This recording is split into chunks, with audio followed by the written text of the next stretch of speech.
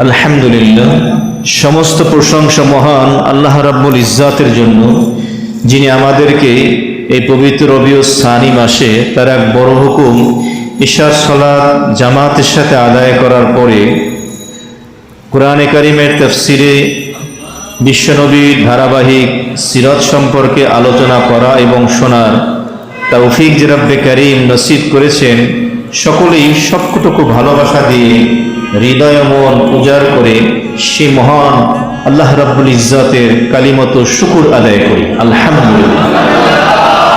অগণিত অসংখ্য দুরূদ ও সালাম পেশ করছি বিশ্ব মানবতার মহান শিক্ষক আকায়ে তাজেদারে মদিনা মুহাম্মদুর রাসূলুল্লাহ সাল্লাল্লাহু আলাইহি ওয়াসাল্লামের সাথে।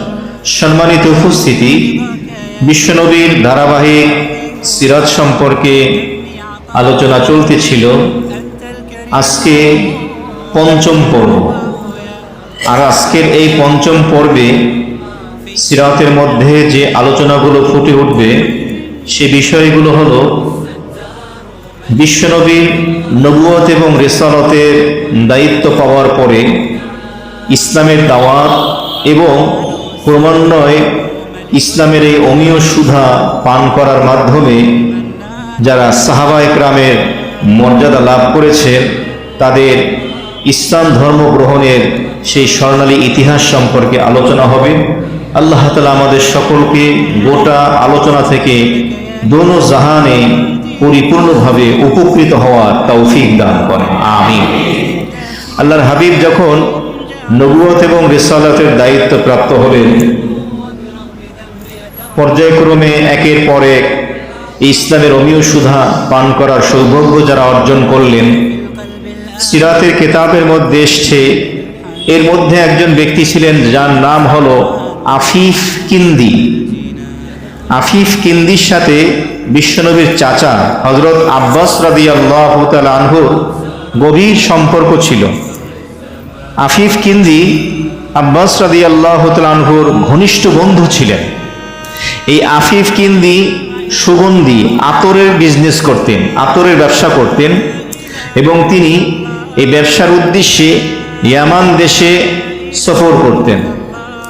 একবার তিনি এই সফর থেকে ফিরে আসলেন। তিনি বলেন যে আমি আমার বন্ধু আব্বাসের সাথে মিনার ময়দানে গেলাম। মিনার ময়দানে যাওয়ার পরে আমি দেখতে পেলাম একজন সুন্দর যুবক আসলো, এসে সে এভাবে পানি দিয়ে কি যেন করলো। এরপরে একজন রমণী এক নারী আসলো, সেও পানি দিয়ে হাত মুখ ধৌত করলো। এরপরে 11 বছরের এক কিশোর আসলো, সেও পানি ব্যবহার করলো, সুন্দর করে হাত মুখ ধৌত করলো। আমি দেখতে পেলাম প্রথম যিনি আসলেন তিনি দাঁড়িয়ে গেলেন, এরপরে তার পাশে দাঁড়িয়ে গেল সেই 11 বছরের কিশোর, আর এদের পিছনে দাঁড়িয়ে গেল সেই রমণী, এবং তারা এক বিশেষ আঙ্গিকে তারা এভাবে এক ধরনের ইবাদত উপাসনা করতে লাগল।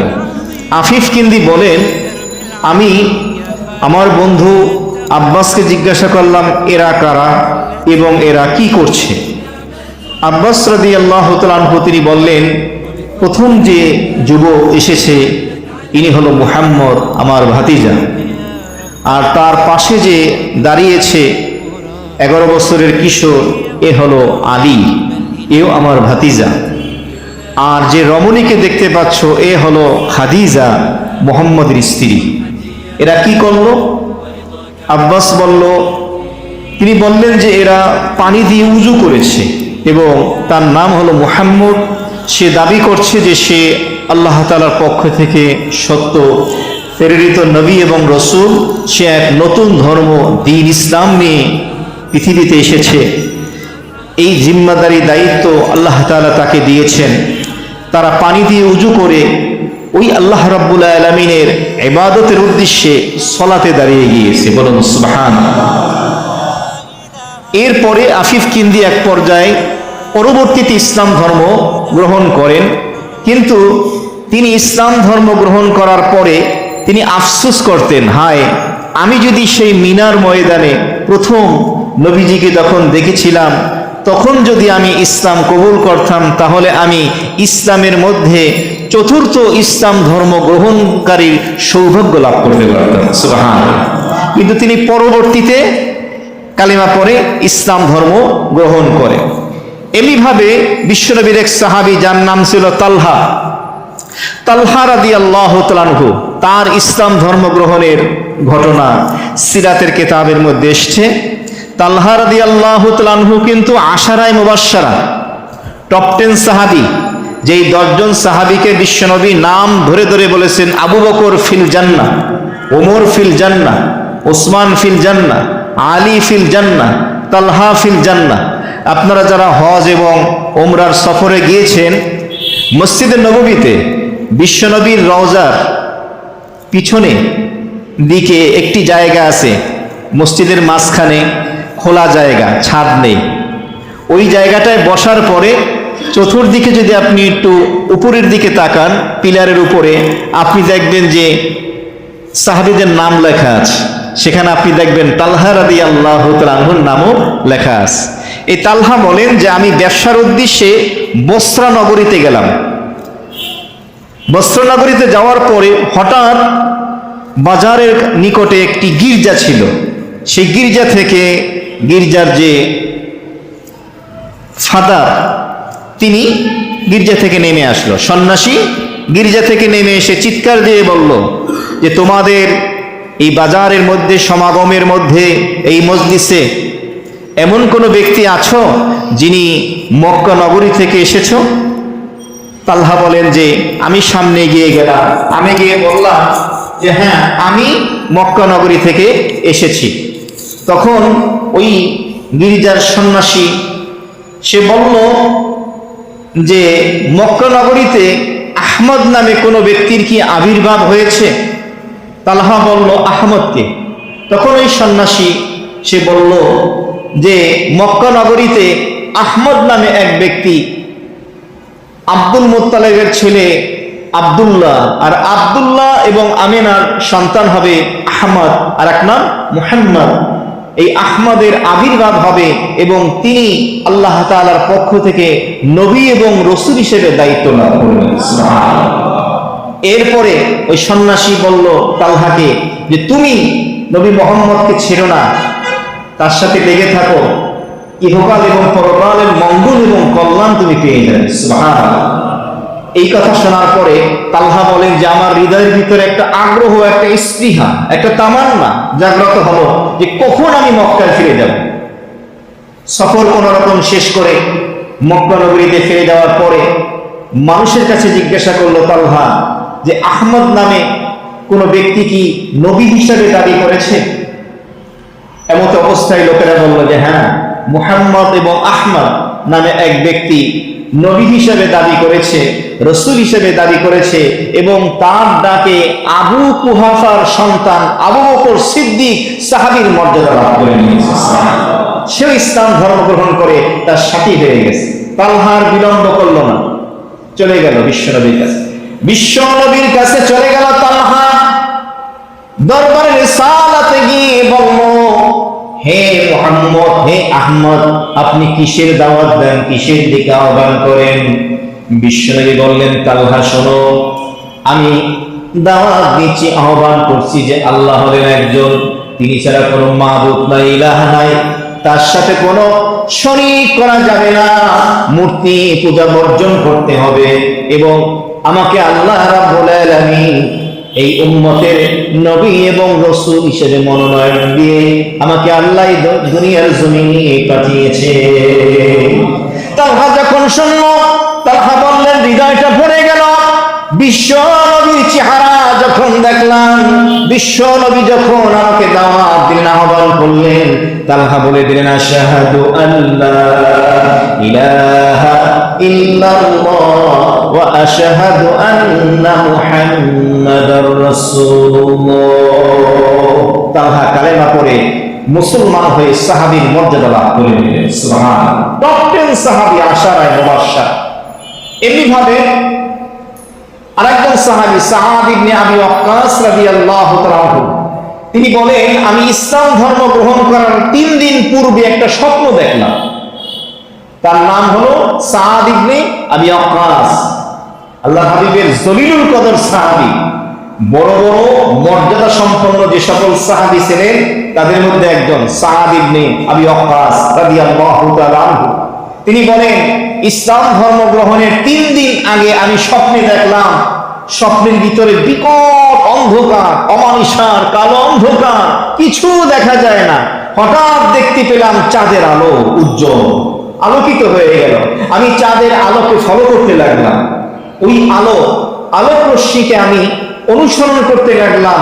আমি যখন অনুসরণ করলাম, সামনে যেতে লাগলাম, আমি দেখতে পেলাম বিশ্বনবীর এক সাহাবী যায়েদ ইবনে হারেসা, আলী রাদিয়াল্লাহু তাআলা আনহু, আবু বকর রাদিয়াল্লাহু তাআলা আনহু, এই 3 সাহাবী সেই চাঁদের আলোর মাঝখানে চলতেছে।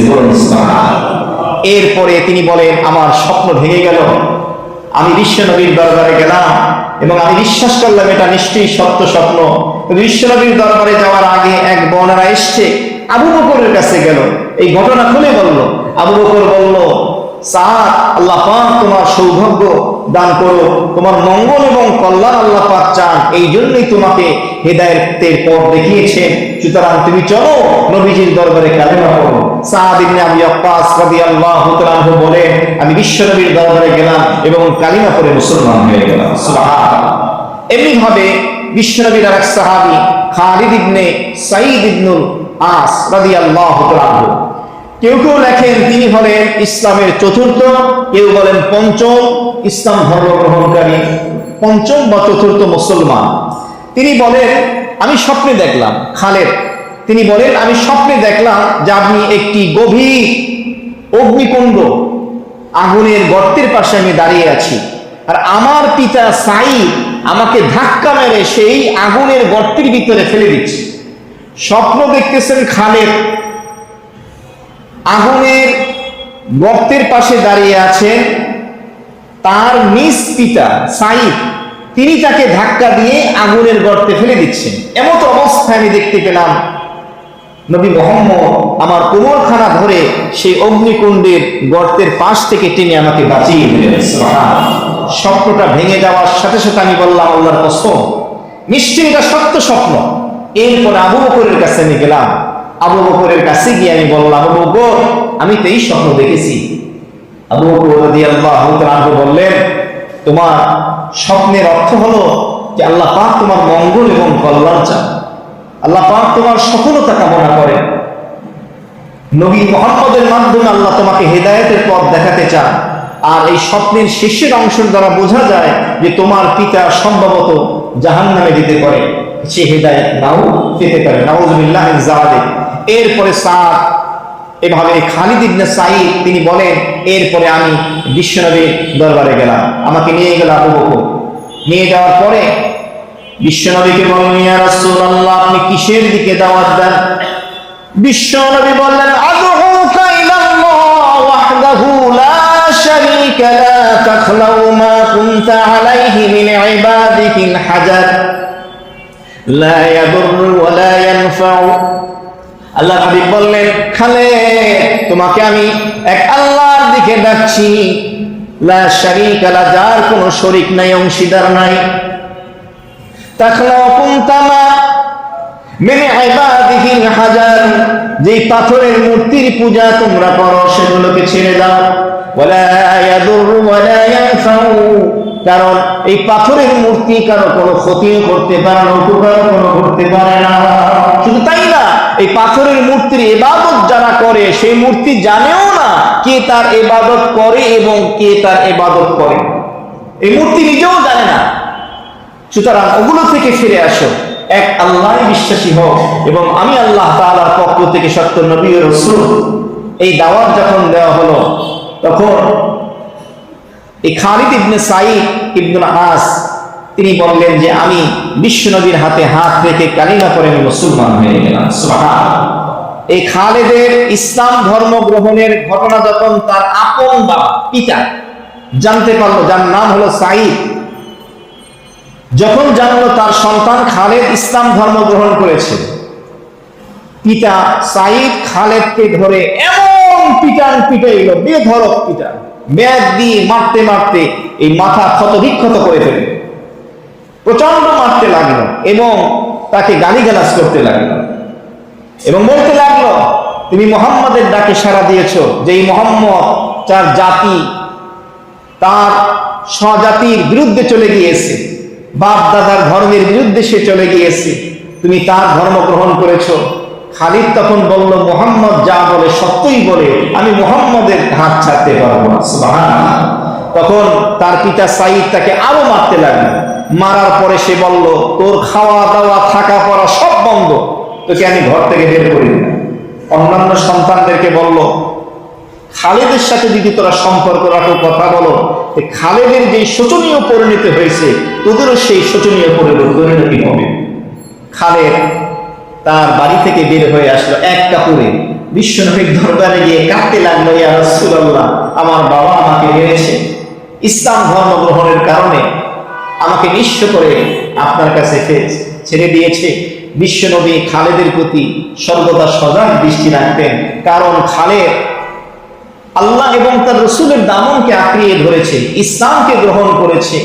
আর এই ইসলাম গ্রহণ করা, আল্লাহ এবং তার রসুলকে গ্রহণ করার ভিতরে দোনো জাহানের ইজ্জত এবং সম্মান আল্লাহ পাক রেখে দিয়েছে। সিরাতের কিতাবের ভিতরে হযরত মাওলানা ইদ্রিস কান্দরী রাহমাতুল্লাহ আলাইহি সিরাতে মুস্তাফার ভিতরে কোরআনে মাজিদের সূরা মুনাফিকুনের ৮ নম্বর আয়াত নিয়ে আসছেন এই ঘটনা, এই ইতিহাস লিখতে গিয়ে। ওয়ালিল্লাহিল ইজ্জাতু ওয়া লিরাসূলিহি ওয়া লিলমুমিনিন ওয়ালাকিন্নাল মুনাফিকিনা লা ইয়ালামুন। আল্লাহ রাব্বুল আলামিন বলেন, ওয়ালিল্লাহিল ইজ্জাত, সত্যিকারের সম্মান, ক্ষমতা এবং শক্তি একমাত্র আল্লাহ রাব্বুল আলামিনের জন্য, ওয়ালি রাসূলিহি এবং তার রাসূলের জন্য, ওয়ালিল মুমিনিন এবং যারা কিয়ামত পর্যন্ত আল্লাহ এবং তার রাসূলের উপরে খাঁটি ঈমান আনয়ন করবে, আল্লাহ পাক সেই মুমিনের জন্য দোনো জাহানের সম্মান ইজ্জত রেখে দিয়েছে। সুবহানাল্লাহ। ওয়ালাকিন্নাল মুনাফিকিনা লা ইয়ালামুন, কিন্তু যারা খাঁটি মুমিন হবে না, মুনাফিক যারা হবে, মুনাফিকরা এই বিষয়টা বুঝতেও পারে না, জানতেও পারে না। এটা খাঁটি মুমিন যারা, তারাই উপলব্ধি করে যে আল্লাহ এবং তার রাসূলের উপরে যারা ঈমান আনবে, গায়েবের উপরে যারা ঈমান আনবে, আখিরাতের উপরে যারা ঈমান আনবে, আল্লাহ পাক তাকে দোনো জাহানের বাদশাহী দান করে দেবেন। সুবহানাল্লাহ। এরপরে রাসূল সাল্লাল্লাহু আলাইহি সাল্লামের নিকটে সে থেকে গেল। এমনি ভাবে আরেক সাহাবী ওসমান ইবনে আফফান রাদিয়াল্লাহু তাআলা আনহু, ওসমান ইবনে আফফান রাদিয়াল্লাহু তাআলা আনহু তিনি বলেন, একদিন আমি আমার বাড়িতে আসলাম ইসলাম ধর্ম গ্রহণের পূর্বে। ঘটনা বলছেন যে আমি আমার বাড়িতে আসলাম, এসে দেখলাম আমার এক দুঃসম্পর্কের খালা, যার নাম হলো সুদা। এই খালা আমি বাড়িতে আসার পরে, আমাকে দেখার পরে, এই খালা ছিল কবি, গণক আকৃতিতে কবির মতো কবিতা আবৃত্তি করতে পারত। আমার খালা আমাকে দেখার পরে কবিতার আঙ্গিকে আমাকে বলতে লাগলো, ওসমান, তোমার জন্য 3 বার মোবারকবাদ, আবার 3 বার মোবারকবাদ, আবার 3 বার মোবারকবাদ, আবার 1 বার মোবারকবাদ, মোট তোমার জন্য 10 বার মোবারকবাদ জানাচ্ছি, তোমাকে ওয়েলকাম জানাচ্ছি। এরপরে বলল, ওসমান, তুমি দেখতে সুন্দর, সম্মান এবং মর্যাদার অধিকারী, এমন একটা সময় আসবে যেই সময় তুমি এমন এক রমণীকে বিবাহ করবে, তুমিও যুবক হবে, সেও যুবতী হবে, সুন্দরী হবে, ষোড়শী হবে। ওসমান বলল, খালা, আপনি এগুলো কি বলেন, আমি তো কিছুই বুঝি না। তখন ওই খালা সুদা বলল, শোনো, তুমি দেখতে সুন্দর, যুবক, তোমার মর্যাদা এবং সম্মান রয়েছে মক্কায়, তোমার বিবাহ হবে এক যুবতীর সাথে এবং তুমি অনেক সম্মান এবং মর্যাদার অধিকারী হবে। ওসমান আবারও বলল, খালা, আমি তো কিছুই বুঝছি না। তখন সেই খালা সুদা বলল যে আব্দুল্লাহর বেটা মুহাম্মদ, যিনি নবুয়ত এবং রিসালাতের দায়িত্ব পেয়ে নবী এবং রাসূল হয়ে গেছেন, কোরআনে মাজিদ যাকে আল্লাহ পাক দান করেছেন, তুমি তাকে অনুসরণ করো, তাকে ছেড়ে দিও না এবং তার সাথে থেকে দোনো জাহানের কল্যাণ এবং কামিয়াবি অর্জন করো।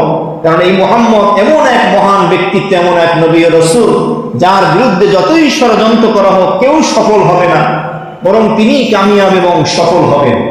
এই কথাগুলো যখন খালা সুদা বললেন, বলে চলে গেলেন, ওসমান বলল যে আমার মনের ভিতরে এভাবে খটকা লাগতে লাগলো যে কি ধরনের কথা খালা বলে গেলেন। চিন্তা করতে লাগলেন। এই পর্যায়ে তিনি আবু বকর রাদিয়াল্লাহু তাআলা আনহুর কাছে গেলেন, কারণ ওসমানের সাথে আবু বকরের পূর্ব থেকেই বন্ধুত্ব ছিল। গিয়ে খালার এই বিস্তারিত আলোচনা পুঙ্খানুপুঙ্খভাবে তার কাছে বললেন। আবু বকর শোনার পরে বললেন, ওসমান, তুমি তো একজন জ্ঞানী বিচক্ষণ ব্যক্তি, শোনো, কোনটা হক এবং কোনটা বাতিল এটা তুমি পার্থক্য নির্ণয় করতে পারো, কোনটা সত্য এবং মিথ্যা এটার ভিতরে তুমি পার্থক্য নির্ণয় করতে পারো। আল্লাহ পাক তোমার মঙ্গল এবং কল্যাণ সফলতা চান, সুতরাং চলো নবীজির কাছে গিয়ে কালেমা পড়ি। এভাবে তাকে বুঝাচ্ছে। হঠাৎ ঘটনাক্রমে তিনি দেখতে পেলেন যে নবীজি আলীকে সাথে নিয়ে ওই রাস্তা দিয়ে যাচ্ছে, নবীজির হাতে একটি কাপড়। আবু বকর রাদিয়াল্লাহু তাআলা আনহু ওসমানকে দাঁড় করিয়ে নবীজির কাছে গেলেন, গিয়ে কানে কানে কি যেন বললেন। নবীজি আবু বকরের এই আবেদন গ্রহণ করে ওসমানের কাছে আসলেন, এসে ওসমানকে দ্বীনের দাওয়াত দিলেন। যখন জিজ্ঞাসা করলো ওসমান যে আপনি কিসের দাওয়াত দেন, আল্লাহ হাবিব বললে, আমি ওই এক আল্লাহর দাওয়াত দিচ্ছি যার সাথে কোনো শরীক নাই এবং আমি তার পক্ষ থেকে সত্য নবী ও রাসূল, তুমিও কালেমা পড়ে মুসলমান হয়ে যাও। ওসমান রাদিয়াল্লাহু তাআলা আনহু বলেন, বিশ্ব নবীর কথা শোনার পরে আমি আর নিজেকে কন্ট্রোল করতে পারলাম না, নিয়ন্ত্রণ করতে পারলাম না। বিশ্ব নবীর কথাগুলো শুনে আমার হৃদয়ের ভিতরে কথা বদ্ধমূল হয়ে গেল। তিনি হলেন সত্য এবং নবী এবং রাসূল। আমি বললাম, ইয়া রাসূলুল্লাহ, হাতখানা বাড়ায় দেন, আশহাদু আল্লা ইলাহা ইল্লাল্লাহ ওয়া আশহাদু আন্না মুহাম্মাদার রাসূলুল্লাহ সাল্লাল্লাহু আলাইহি ওয়াসাল্লাম। কালেমা পড়ে সাহাবীর মর্যাদা তিনি লাভ করে ফেললেন। এমনি ভাবে আরেক সাহাবী যার নাম আম্মার ইবনে ইয়াসির, আরেক সাহাবী হলো সুহাইব রাদিয়াল্লাহু তাআলা আনহু। মুসলমানরা প্রাথমিক পর্যায়ে ইসলাম ধর্ম গ্রহণ করছিলেন, তাদের সংখ্যা বাড়ছিল। তারা যায়েদ ইবনে আরকাম নামে এক ব্যক্তি ছিল, তার বাড়িতে গিয়ে তারা এভাবে অবস্থান করত বিশ্বনবীর কথা শোনার জন্য, সালাত আদায়ের জন্য। এই যায়েদ ইবনে আরকামের বাড়ির সামনে আম্মার ইবনে ইয়াসির দাঁড়িয়ে আছেন, কারণ এই ঘরের এক কামরায় বিশ্বনবী বসে আছেন। তিনি যখন বিশ্বনবীর কামরায় ঢুকবেন, দরজার সামনে গেলেন, গিয়ে দেখলেন আরেক সাহাবী যার নাম হলো সুহাইব রাদিয়াল্লাহু তাআলা। আম্মার ইবনে ইয়াসির সুহাইবকে বললেন, সুহাইব তুমি এখানে কেন? সুহাইব বলল, তুমি এখানে কেন? তো দুইজনেই দুইজনকে বলল যে আমরা এসেছি নবী মুহাম্মদের কথা শোনার জন্য। তখন আম্মার ইবনে ইয়াসির এবং সুহাইব রাদিয়াল্লাহু তাআলা আনহুমা বিশ্বনবীর কামরায় ঢুকলেন, বিশ্বনবীর কথা শুনে কালেমা পড়ে সাহাবীর মর্যাদা লাভ করে ফেললেন। সুবহানাল্লাহ। এমনিভাবে আমর ইবনে আবাসা রাদিয়াল্লাহু তাআলা আনহু এক বিশিষ্ট সাহাবী, তিনি বলেন যে আমি ইসলাম ধর্ম গ্রহণ করার আগে মূর্তি পূজাকে ঘৃণা করতাম, এগুলো থেকে দূরে সরে থাকতাম, মদ শরাব গুনাহের যে কাজ এগুলো থেকে আমি দূরে থাকতাম। তো আমার কাছে এরকম সংবাদ আসলো নবী মুহাম্মদের, আমি একজন আসমানি কিতাব সম্পর্কে জানি এমন একজন আলেম পণ্ডিতকে আমি জিজ্ঞাসা করলাম এই ব্যাপারে।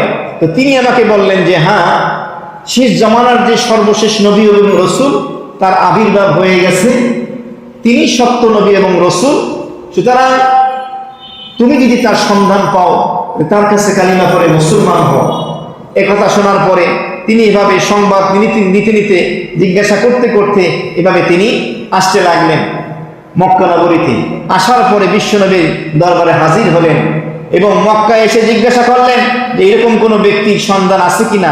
সবাই বলল যে হ্যাঁ, আব্দুল্লাহর ছেলে মুহাম্মদ, তিনি নবী এবং রসুল হওয়ার দাবি করেছেন, সত্য নবী ও রসুল, তার ডাকে অনেকেই সাড়া দিয়েছেন। তিনি নবীজির কাছে গেলেন, গিয়ে কালিমা পড়ে মুসলমান হয়ে গেলেন। সুবহানাল্লাহ। এরপরে আরেক সাহাবী আবু যার গিফারি রাদিয়াল্লাহু তাআলা, তার কাছে সংবাদ আসলো যে একজন নবীর আবির্ভাব হয়েছে মক্কা নগরীতে। আর এই ঘটনা বলছেন রইসুল মুফাসসিরিন হযরত আব্দুল্লাহ ইবনে আব্বাস রাদিয়াল্লাহু তাআলা আনহু যে আবু যর গিফারি যখন শুনতে পেল এক নবীর আবির্ভাব হয়েছে মক্কা নগরীতে, তখন তিনি তার ভাই উনাইস তাকে বলল যে কি তুমি মক্কা নগরীতে যাও, সেখানে গিয়ে একটু খোঁজ খবর নাও যে কোন নবী এভাবে কেউ দাবি করছে কিনা যার কাছে নাকি আসমান থেকে ওহী আসে। তো আবু যর গিফারির ভাই উনাইস তিনি মক্কা নগরীতে সফর করে চলে গেলেন। সেখানে গিয়ে তিনি খোঁজ খবর নেওয়ার পরে বাড়িতে ফিরে এসে তার ভাই আবু যর গিফারিকে বলল যে হ্যাঁ, আমি মক্কা নগরীতে গিয়েছি, একজন নবী দাবি করেছে তার কাছে আসমান থেকে ওহী আসে। তবে মক্কার অনেক মানুষ কেউ তাকে মিথ্যুক বলে, নাউযুবিল্লাহ, কেউ তাকে গণক বলে, কেউ তাকে কবি বলে, কিন্তু আমি তার সাথে দেখা করেছি, তার কথা শুনেছি, এত সুন্দর চেহারার মানুষ কোনোদিন মিথ্যাবাদী হতে পারে না। আমি একজন কবি, তার কথাগুলো কবিতা নয়, এই কোরআন কবিতা নয়। আমি গণক বিদ্যা সম্পর্কেও পারদর্শী, তার যে কথাগুলো, সে যে দাওয়াত দেয়, এগুলো গণকের কোনো পুঁথি নয়। আমার বিশ্বাস যে তিনি সত্যই নবী। আবু যর গিফারি বলেন, আমার ভাই উনাইসের এই কথা শোনার পরে কিছুটা আশ্বস্ত হলাম, কিন্তু পরিপূর্ণ না। তা আমি চাইলাম আমি নিজে সরেজমিনে গিয়ে খোঁজখবর নেব। তিনি কিছু খাবার, কিছু পানীয় নিয়ে মক্কার উদ্দেশ্যে সফর করলেন, রওনা দিলেন। আমরা তো জন্মসূত্রেই মুসলমান, জন্মের পরই ডান কানে আজান, বাম কানে কান, জন্মের পরই মসজিদ থেকে আজানের ধ্বনি, মুসলিম পরিবেশ, বাবা মুসলমান, মা মুসলমান, আত্মীয় স্বজন, বন্ধু বান্ধব মুসলমান, আর তারা সাহাবী হয়েছে। কত কষ্ট স্বীকার করে, হিজরত করে, কত মুজাহাদা করে তারা সাহাবীর মর্যাদা লাভ করেছেন। আবু যর গিফারি রাদিয়াল্লাহু তাআলা আনহু তিনি বলেন, পানি এবং কিছু খাবার নিয়ে আমি মক্কার উদ্দেশ্যে রওনা দিলাম। মক্কায় গিয়ে আমি পৌঁছলাম। মক্কায় পৌঁছার পরে এক বর্ণনা এসছে, তিনি বলেন যে আমি আলী রাদিয়াল্লাহু তাআলা আনহুর মাধ্যমে বিশ্বনবীর সাথে আমি সাক্ষাৎ করলাম। এরপরে বিশ্বনবীর পবিত্র জবান মুবারক থেকে আমি দাওয়াত পেলাম। দাওয়াত দেওয়ার সাথে সাথে আমি কালেমা পড়ে মুসলমান হয়ে গেলাম। সুবহানাল্লাহ। এরপরে তিনি চাইলেন যে আমি আপনার সাথে থেকে যাব। বিশ্বনবী বললেন যে না, এখন তুমি তোমার গোত্রে চলে যাও, যখন আমার আবির্ভাবের কথা শুনবা প্রকাশ্য, তখন তুমি চলে আসবা। আবু যর গিফারি তার দেশে চলে গেলেন, গিয়ে তার ভাইকেও দাওয়াত দিলেন, সেও মুসলমান হয়ে গেল। আবু যর গিফারি এবং উনাইস রাদিয়াল্লাহু তাআলা আনহুমা তারা বলেন যে আমরা আমার মাকে দাওয়াত দিলাম, আমার মাও কালেমা পড়ে মুসলমান হয়ে গেল। সুবহানাল্লাহ। এবং আমরা দাওয়াতের কাজ যখন শুরু করে দিলাম, আমাদের গোত্রের কওমের অর্ধেক মানুষ সাথে সাথে মুসলমান হয়ে গেল। সুবহানাল্লাহ। তিনি বলেন, এরপর যখন এভাবে বিশ্বনবী এভাবে হিজরত করে যখন মক্কা থেকে মদিনায় চলে গেলেন, তখন আমরা যখন এই সংবাদ পেলাম, আমরাও হিজরত করে মদিনায় চলে গেলাম। বিশ্বনবীর কাছে হাজির হয়ে বললাম, ইয়া রাসূলুল্লাহ, আপনি কি আমাকে চিনতে পেরেছেন? বিশ্বনবী বললেন, হ্যাঁ, তুমি তো ওই ব্যক্তি যে মক্কায় আমার কাছে ইসলাম ধর্ম গ্রহণ করেছিলে। সুবহানাল্লাহ। এরপরে বিশ্বনবীর সাথে থাকতে লাগলেন। এমনিভাবে সাহাবায়ে কেরাম পর্যায়ক্রমে আসতে লাগলেন, একজন একজন, দুইজন দুইজন করে এইভাবে সাহাবীর মর্যাদা তারা লাভ করতে লাগলেন। সাহাবায়ে কেরাম প্রাথমিক পর্যায়ে প্রকাশ্যে তারা এই দাওয়াতের কাজ করতে পারতেন না, যেহেতু আল্লাহ তাআলার পক্ষ থেকে এই নির্দেশ আসেনি।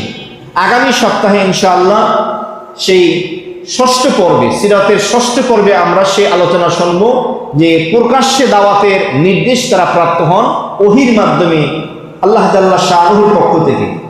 এর আগ পর্যন্ত তারা গোপনে দাওয়াতের কাজ করতেন, জান এবং মাল দিয়ে দ্বীনের জন্য তারা কাজ করতেন।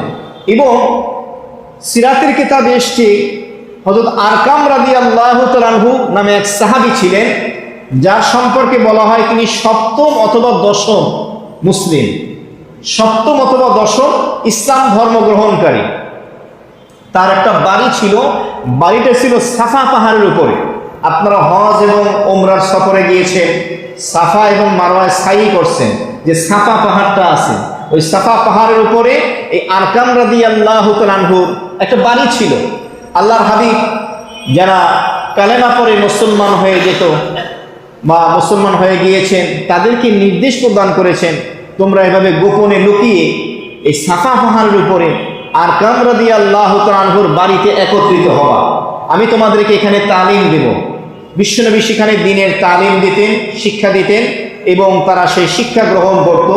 বিশ্বনবীর পরামর্শ অনুযায়ী দাওয়াতের কাজ করত এবং সেখানে এবং পাহাড়ের গুহায়, উপত্যকায়, বিভিন্ন জায়গায় লুকিয়ে লুকিয়ে তারা এভাবে ইবাদত বন্দেগী করত।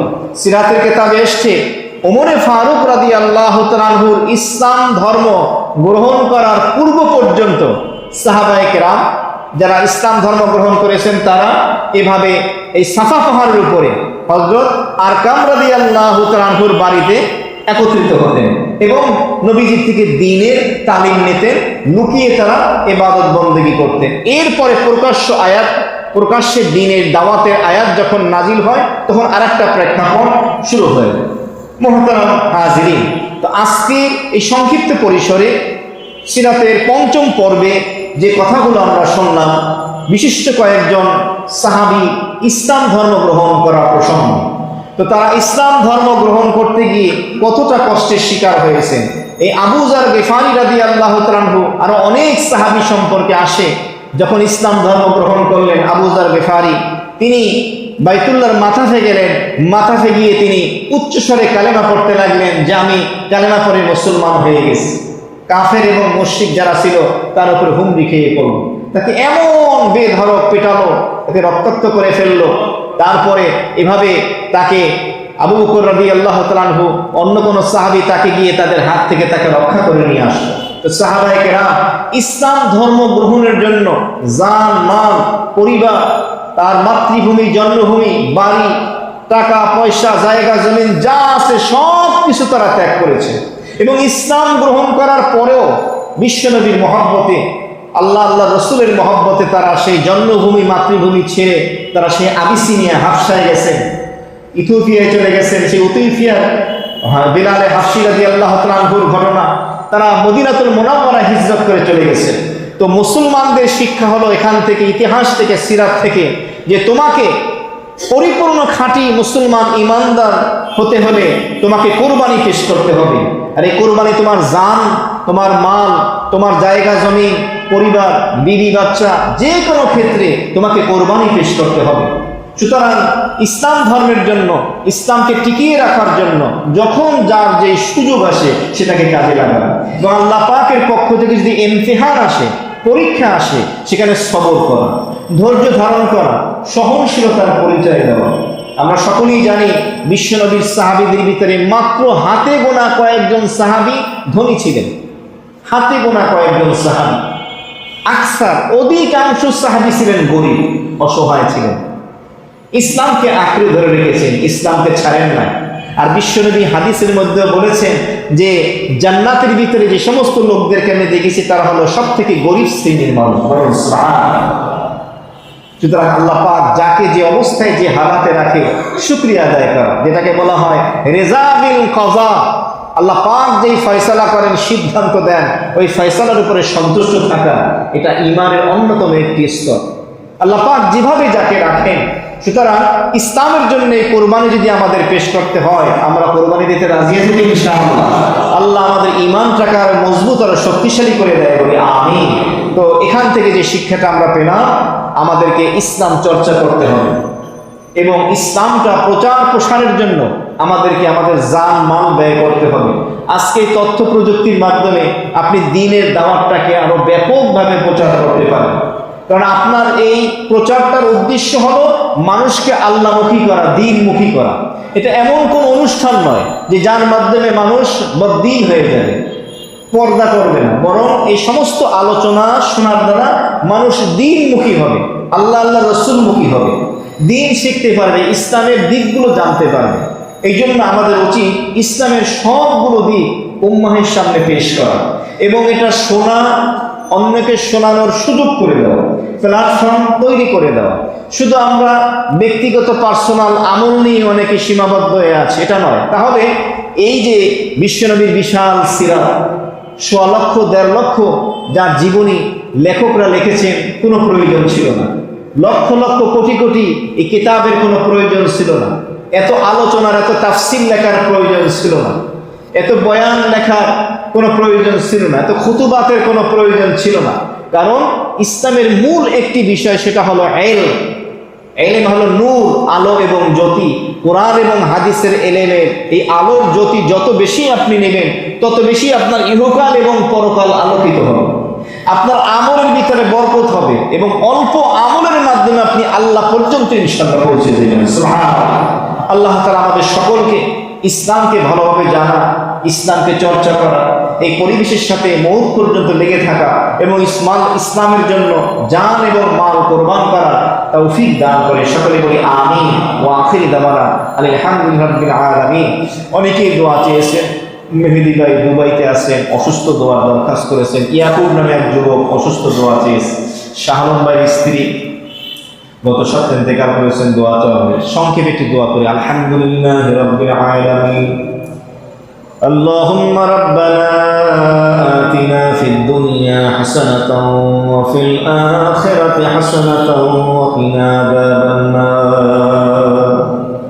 ربنا ظلمنا أنفسنا وإن لم تغفر لنا وترحمنا لنكونن من الخاسرين. ربنا لا تزغ قلوبنا بعد إذ هديتنا وهب لنا من لدنك رحمة إنك أنت الوهاب. ربنا هب لنا من أزواجنا وذرياتنا قرة أعين واجعلنا للمتقين إماما. رب ارحمهما كما ربياني صغيرا. رب العالمين পবিত্র রবিউল সানি মাসে এশার সালাত আদায় করার পরে তাফসীরের মজলিসে আপনার মাহবুব বিশ্ব নবী সিরাত সম্পর্কে আলোচনা করার পরে আমরা কতিপয় গুনাহগার বান্দা হাত উঠাইছি। মালিক মেহেরবানি করে আমাদের সকলের তামাম জিন্দেগির সকল গুনাহগুলি ক্ষমা করে দাও। আল্লাহ আমাদের গুনাহগুলি নেকির দ্বারা পরিবর্তন করে দাও। রব্বে কারীম পৃথিবীর শুরু থেকে আজ অব্দি যত মুমিন মুমিনাত, মুসলিম মুসলিমাত, অন্ধকার কবরবাসী, খাস করে আমাদের আত্মীয় স্বজন মুরব্বী যারা কবরবাসী, মালিক যারা যারা দোয়ার জন্য আবেদন করলো, হাতখানা উঠাইলো, ও মালিক তুমি জানো, মেহেরবানি করে সকলের কবরকে রওযাতুল মিন রিয়াজিল জান্নাহ বানায় দাও।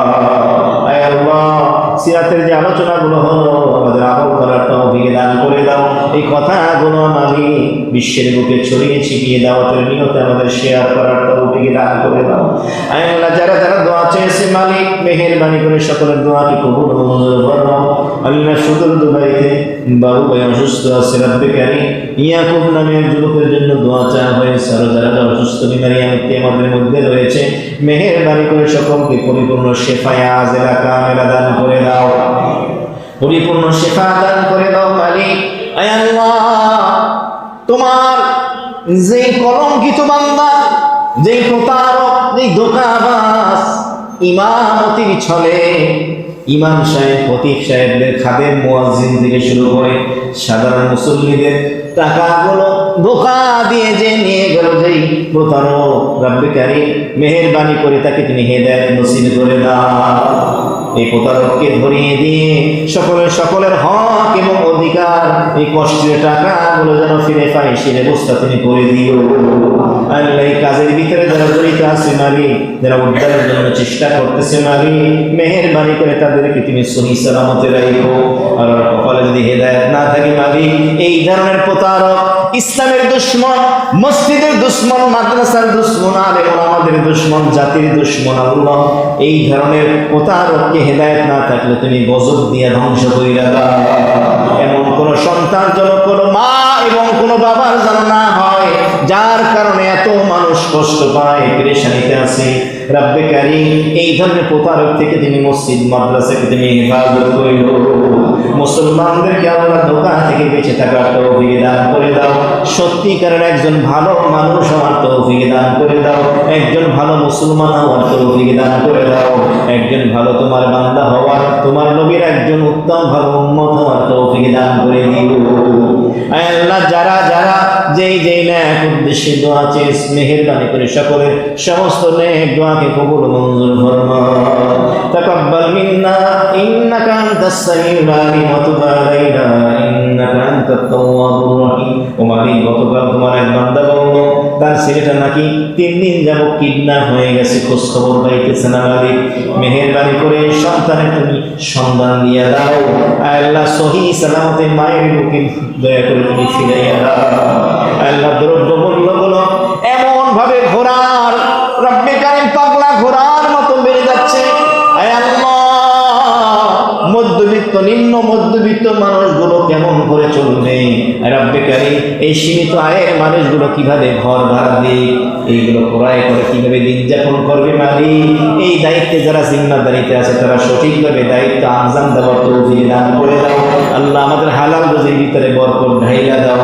রব্বে কারিম আমরা যেন ইতমিনানের সাথে প্রশান্তির সাথে নিশ্চিন্তে ইবাদত বন্দেগী করতে পারি, তৌফিক দান করে দাও। তাকাব্বাল মিন্না ইন্নাকা আনতাস সামিউল আলিম ওয়া তুব আলাইনা ইন্নাকা আনতাত তাওয়াবুর রহিম।